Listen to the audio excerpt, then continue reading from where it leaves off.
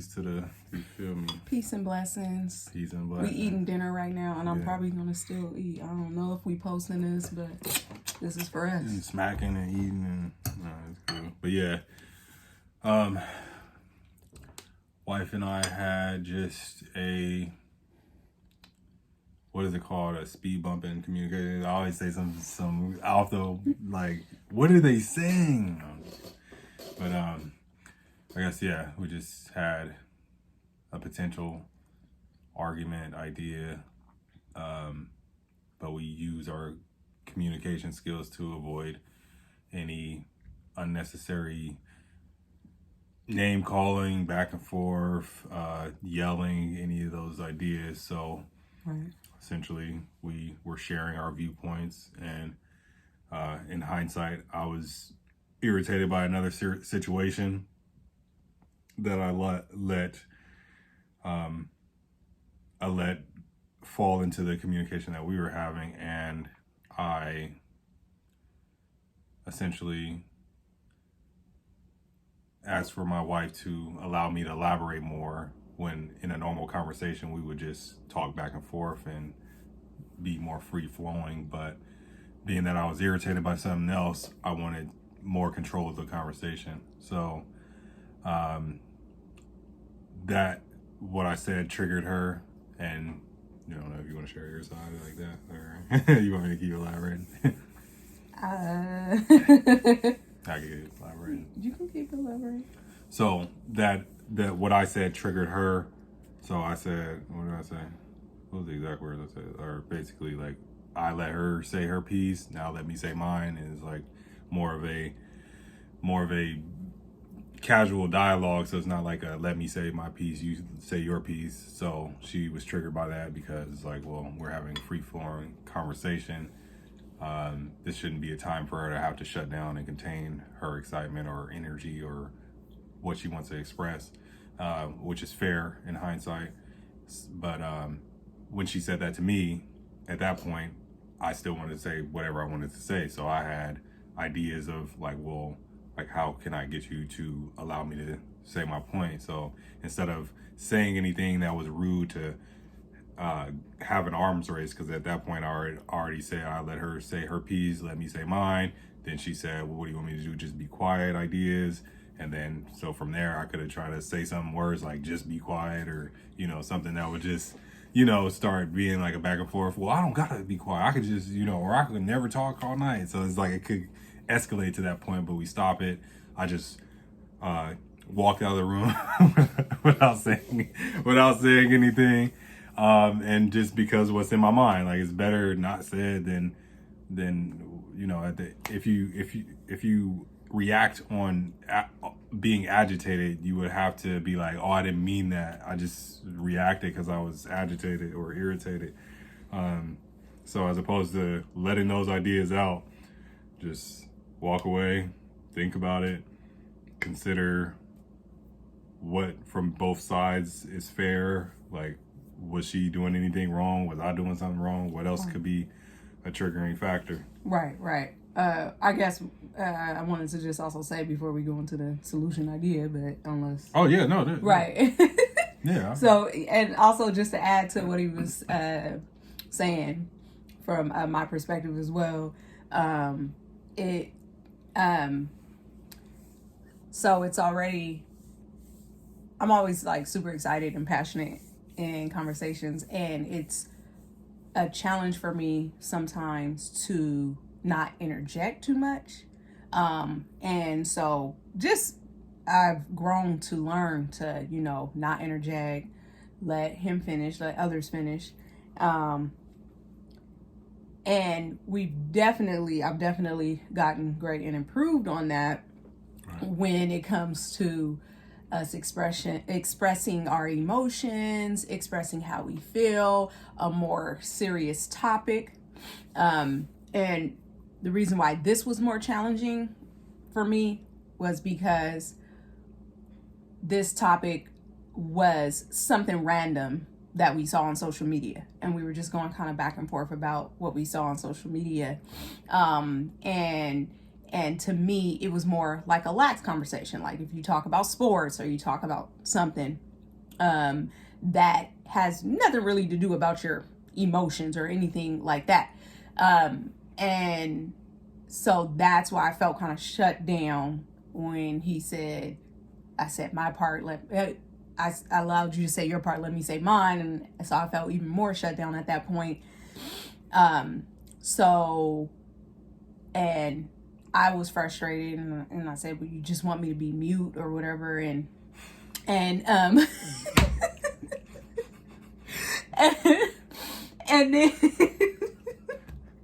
and then and then I see in the other side in my peripheral, he was shaking his head, yeah, but he didn't say that. Well, at first he was like, I was like, I'm just excited. I'm just talking. We're just talking. Oh, so I just have to shut down my excitement. And he was like shaking his head, yeah. So then that was like adding more frustration. So I was like, oh, you want me to be mute then? Okay. And so, but so that's kind of like the highest dynamic for us when it comes to arguing. And at that point, I mean, he is the most iconic, get up and go. Like, I look peripheral, he gone. He just left the room. And he didn't say anything mean. He didn't. We were both frustrated, but he didn't, cuss. He just got up, walked out. And so I like that he does that. And I have to also, like, that's huge for him to do that. But, and it's also huge what happens after that, how the spouse reacts to that, how the partner or friend or whoever in that communication reacts to that. And that's what we were talking about before we started recording. My reaction also is what's helpful too. Right. The way he reacted to what I said was separating himself from the situation temporarily. Right. We still want to talk about it. And this was about like 30 minutes ago that this happened. Right. And I didn't follow after him. I didn't yell anything. Right. I didn't say my last words. There's a lot going on in my mind. There's a lot going on in his mind. We're not going to speak on just impulse, because we can say something that we regret or comes out too mean, Right. So it takes two. Like, this is huge. And this is, people ask about how do we communicate. This is a real life example that happened about 30 minutes ago. Right. It takes two.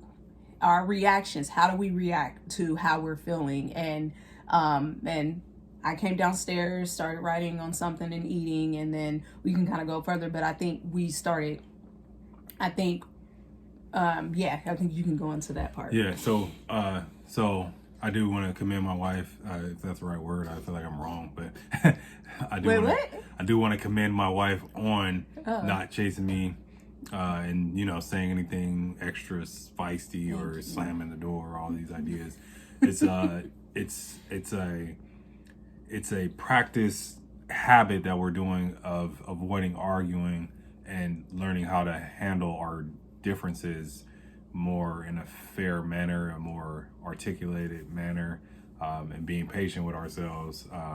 So that's something that we've learned and we've gotten better. We started with this type of strategy off of planning and then executing when we had issues. We had one issue that was more long in the beginning of our relationship where we, didn't check it in the beginning, but we were still able to talk through it and then learn from each other.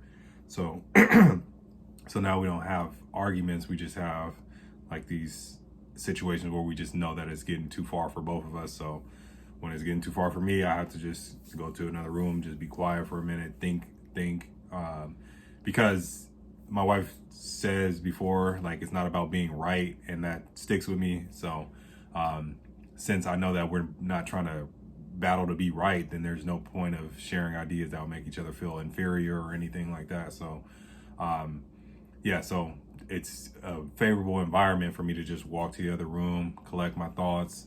I don't have to have been in the rights, on the right side of an argument or anything. I just go and think about all the details, and think about what's fair. So this is a very favorable relationship for me to be able to go think about what's fair, and then I can go share with my wife. And it's cool to say, like, hey, I was wrong on this idea. This is what I meant on this, and be able to share that. And understand each other better. I was able to elaborate afterwards that, hey, I'm going through some other stuff, like, you know, and that's big because work-related stress, family-related stress, friends, you know, you might have an issue at the gas station or something, could be something that you didn't address properly, so it spills over into how you deal with your family. So that's something to understand, and that's something I'm understanding more.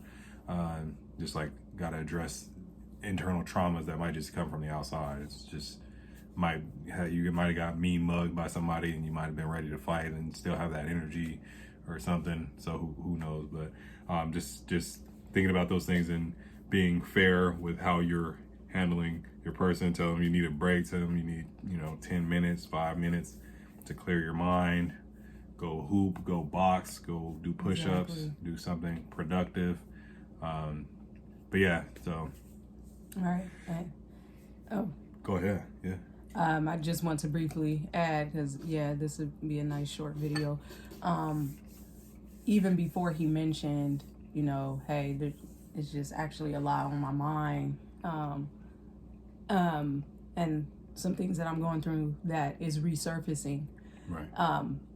There was, before we got to that point, when he came downstairs, there was some silence. Right. And silence is huge, giving space for just being quiet in the same energy field. So as soon as he came downstairs, it wasn't like bam, bam, bam, bam. Right. It was like, we're in the same space now, and we're just gonna be silent, do whatever we're doing. He was doing the dishes. I was writing in my journal, and eating. Right. So, and then I was able to initiate the conversation immediately off of what I felt like I could have done better. I don't know why I reacted like that. And then I also said parts of why I felt like it was a different type of situation this time. I felt like it was a harmless, free-flowing conversation about something random. So I was able to express that instead of just being all emotion. Right. I was able to express why I felt a certain way, but also I didn't think I should have reacted that way as well. So that expression, and then us being able to express, and then it was huge because I'm giving all these examples, and then he just interjects with, I'm going through a lot, and that's why, okay. I appreciate that, because now I feel like, okay, I know I wasn't kind of like, wrong. Not in the right. Yeah. It is not about right or wrong. I understand that, but I knew it was coming. It was something a little inconsistent, like something was different. I was like, well, this is kind of different to me. Then why are we kind of tripping a little more on this? I'm open to it, but seems a little more. It wasn't as serious as a topic, So for him to say that was so helpful, because, we are both validating each other's feelings and understanding and meeting in the middle. And so that it is very helpful. Yeah. To be honest. Right. And the healthy conversation allows for me to disclose that, hey, this is what's going on. Like, and then also being real about the situation. It's like, because it was inconsistent. So for a while, as I was sharing my ideas, it's like, am I fighting for the idea that, hey, this is a consistent thing? And it's like, in the beginning I was, and it's like, because if we can get through this without me having to be vulnerable about sharing my feelings, I would have been okay. But it's like, reality is like, some point this understanding of this underlying element needs to come out. And that's something that as men we're conditioned to kind of hold on to our emotions more. So being in a healthy relationship, I still have to battle through, like, all right, getting faster at letting out, hey, this is how I'm feeling and this is how it's affecting me. And there is it's like I am still able to maintain that manly frame while disclosing my emotions. It's like, because I've been able to express my emotions more and more. So it's like, it's not a chaotic ball of mess to begin with. It's just processing now. So being in a healthy relationship for men, it's good to understand your emotions and process them. And then there'll be like a manly, stoic way to handle stuff. But it's just like, you have to understand what you're going through as opposed to suppressing it like we've always been conditioned to do and always been conditioned to think about, just get mad and stuff like that. So, yeah, I mean, I was still mad, but yeah, just letting that affect my communication. Like, being able to share the emotions helps me communicate better. It's like, hey, I'm going through this. This is why. And now we can work to know that that's going on with me. So we can work on the same team on that idea. Same team. This is gonna affects all of us. It affects the unit. For real. Definitely. Well, yeah. Yes. I wanted to keep this short and sweet about effective communication and how to strategically address an actual argument or an actual disagreement. Almost argument. yeah. So, with that being said, we'll see you guys on the next video, and Peace and blessings.